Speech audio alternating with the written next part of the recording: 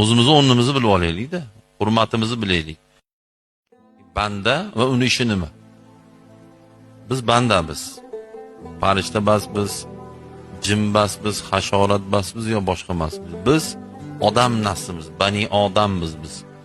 Xo'p, odam nimaga yaratilgan? Alloh Qur'onda insonlarni bu dunyo chiroyli, bu dunyoda chiroyli, go'zal amallarni qilsin va yer yuzida fasod ish qilmasin deb yaratganman deydi. Bo'ldi, bizning ishimiz shu. O'zimizni ishimizni qilaylik, Allohning ishiga aralashmaylik. Bizning ishimiz yaxshi inson bo'lib yashash.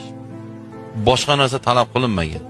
Va Alloh Qur'onda la tufsidu fil ardi ba'da islahiha degan.